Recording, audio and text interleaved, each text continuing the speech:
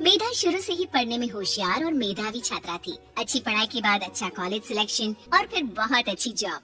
तूने तो मेरा नाम रोशन कर दिया मेधा। अरे लेकिन ये जो काम करने का तरीका है ना, इसे बदल ले।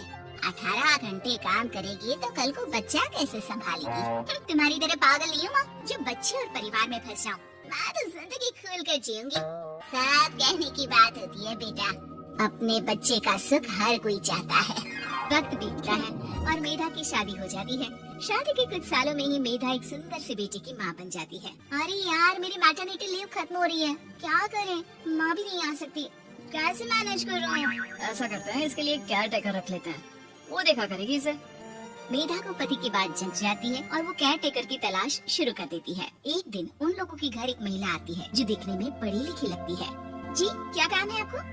मैम मेरा नाम स्नेहा है, आपका ऐड देखा केयर टेकर का, क्या मैं आपके यहाँ काम कर सकती हूँ? हाँ क्यों नहीं, लेकिन आप तो अच्छे घर की लगती हैं, फिर नौकरी क्यों? दरअसल मेरे ससुराल वालों ने मुझे घर से निकाल दिया क्योंकि मैं माँ नहीं बन सकती और माता पिता भी नहीं है इस दुनिया में। तो अरे कोई बात नहीं, तुम लक्ष्य को ही अपना बच्चा समझो और यहीं रहना, और किसी भी चीज की जरूरत हो ना तो बता देना। नेहा खुशी खुशी लक्ष्य को संभालने लगती है। रात को जब मेधा घर पर आती है, अरे क्या बात है स्नेहा, तुमने खाना नहीं खाया क्या? अरे दीदी आपका बेटा टाइम दे तब ना। अरे तो जब वो सोता है तब खा लिया करो। तब तो मैं इसके पास ही बैठी रहती हूँ। कोई मच्छर या कीड़ा काट ले लक्ष्य को तो अब आप पकड़ो, मैं खाना खा लेती हूँ। स्नेहा वहाँ से चली जाती है। बहुत ही अच्छे से ख्याल रख रही है ये लक्ष्य का। मेधा इतना तो शायद तुम भी ध्यान नहीं देती। मेधा को पति की बात बुरी तो लगती है लेकिन कुछ नहीं कहती। धीरे धीरे स्नेहा मेधा और उसके पति के साथ बाहर भी जाने लगी। सुनो, स्नेहा को भी बाजार ले चलते हैं, वो क्या है ना लक्ष्य को देख लेगी जब तक मैं शॉपिंग कर लूंगी। हाँ चलो, वैसे मैं चाह रहा था कि लक्ष्य को लेकर हम दोनों ही चलते। क्या यार तुम तो फ्री में इमोशनल हो जाते हो, कितना देख लेंगे हम दोनों मिलकर, ले चलो उसे। कार से निकलकर मेधा और लक्ष्य रोड क्रॉस कर रहे थे कि सामने से कार आ जाती है। मेधा का ध्यान नहीं होता लेकिन स्नेहा तुरंत लक्ष्य को मेधा से छीन लेती है। मेधा गिर जाती है और कार मेधा को छूकर निकलती है जिससे मेधा को खून आ जाता है। पति मेधा को हाथ देकर उठाता है। स्नेहा लक्ष्य को लेकर गले लगाई रहती है। थैंक्स स्नेहा, मैंने तो ध्यान ही नहीं दिया था कि कार आ रही है।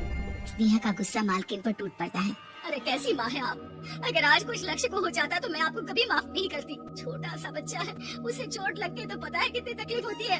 पति भी स्नेहा को देखने लगता है कि उसे क्या हो गया।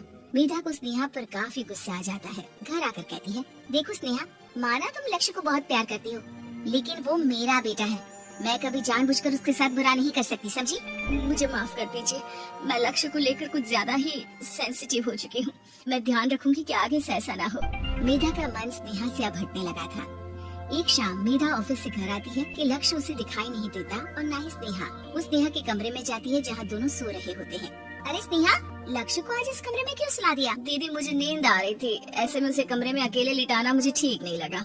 मेधा बच्चा उठाने लगती है कि स्नेहा टोक देती है। रहने दीजिए ना दीदी, सो रहा है, फालतू में नींद खराब हो जाएगी। मेधा को गुस्सा आ जाता है और वो बच्चा उठाकर वहाँ से चली जाती है। अगले दिन मेधा स्नेहा को बुलाती है, साथ में एक और लड़की खड़ी होती है। स्नेहा, अब तुम अपना कुछ और देख लो, हम लोगों को नई केयर टेकर मिल गई है, तुम इस हफ्ते घर छोड़ देना। स्नेहा का मन लक्ष्य को छोड़ने का नहीं करता लेकिन नौकरी तो नौकरी होती है ना। स्नेहा घर से चली जाती है। धीरे धीरे महीने और साल बीतते जाते हैं और लक्ष्य एक नौजवान लड़का हो जाता है। लक्ष्य, आज मुझे मंदिर जाना है, ले चलोगे?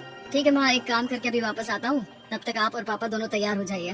दोनों तैयार होकर बैठ जाते हैं लेकिन लक्ष्य काफी देर तक नहीं आता। अरे मेधा, फोन तो करो लक्ष्य को, देखो क्या हो गया उसे। मेधा फोन करती है तो पता चलता है कि लक्ष्य का एक्सीडेंट हो गया है और वो सिटी अस्पताल में है। जल्दी चलिए, पता नहीं कैसा होगा मेरा बेटा। अरे चिंता न करो, सब ठीक होगा, मैं अभी कार निकालता हूँ। दोनों मियाँ बीवी अस्पताल पहुँचते हैं जहाँ वो लोग देखते हैं कि लक्ष्य बिस्तर पर पड़ा होता है। एक महिला इन्हें यहाँ लेकर आई है, वो वहाँ बैठी है, लेकिन फिलहाल तो आप लोगों को इनके लिए किडनी का प्रबंध करना होगा। एक्सीडेंट में इसकी किडनी डैमेज हो गई है। मेरे ले लीजिए डॉक्टर साहब, मेरे बेटे को बचा लीजिए। नहीं नहीं, आप माँ हैं, आपकी नहीं ले सकते, पिता की भी नहीं। आप किसी रिलेटिव या दोस्त से पता कर लें और हाँ थोड़ा जल्दी करें क्योंकि देर होने से मामला बिगड़ सकता है। मेधा बैठकर रोने लगती है कि वहाँ डॉक्टर आ जाते हैं। जिस औरत ने आपके बेटे को यहाँ भर्ती कराया था वो अपनी किडनी आपके बेटे को देना चाहती है। कौन है वो, कहाँ है वो? तभी वहाँ स्नेहा आ जाती है। स्नेहा तुम? मैं लक्ष्य को पहचान नहीं पाई थी लेकिन आप लोगों को देखकर समझ गई कि ये लक्ष्य है। इसलिए वापस आ गई। मैं अपनी किडनी आपके बेटे को देना चाहती हूँ। मेरी अपनी तो कोई औलाद नहीं, लेकिन लक्ष्य में मैंने हमेशा अपना बच्चा देखा। तुम धन्य हो स्नेहा, जो इतने साल में भी लक्ष्य को भूल नहीं पाई। सही मामले में तो वो तुम्हारा ही बच्चा होगा, क्योंकि जन्म भले ही मैंने दिया हो, लेकिन आज तुम उसकी जिंदगी बचा रही